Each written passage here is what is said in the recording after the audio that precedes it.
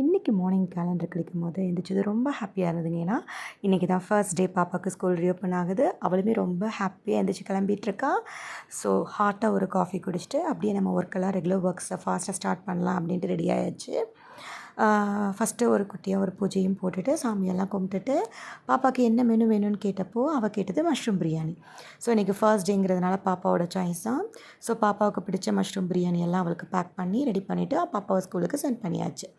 Next as usual washing machine போட்டு clothes எல்லாம் try பண்ணிவிட்டு நெக்ஸ்ட்டு பாத்திரத்தெல்லாம் டிஷ் வாஷரில் ஸ்டாக் பண்ணிவிட்டு இது எனக்கு ரொம்பவே ஹெல்ப்ஃபுல்னு சொல்லாங்க. ஏன்னா மேட் செட் ஆகலை, அவங்க வர டைம் போகிற டைம் ப்ளஸ் க்ளீனிங் எல்லாமே நமக்கு சாட்டிஸ்ஃபேக்ஷனாக அமையாதப்போ இந்த டிஷ் வாஷர் ரொம்ப ஹெல்ப்ஃபுல்லாக இருந்தது. ஸோ பாத்திரம் எல்லாமே நமக்கு நல்லா நீட்டாகவும் க்ளீன் பண்ணி கொடுத்துரும்.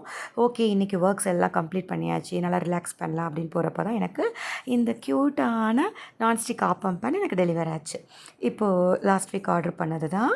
ஸோ அதை ஓப்பன் பண்ணி பார்க்கணும் அப்படின்னு ஒரே எக்ஸைட்மெண்ட். ஸோ அதை ஓப்பன் பண்ணி பார்த்தாச்சு. நெக்ஸ்ட் பேன் டெலிவர் ஆனதுமே ஒரு வீடியோ போட்டாச்சுங்க. அதுவும் அப்லோட் ஆகிருக்கு. பார்த்துட்டு கமெண்ட் பண்ண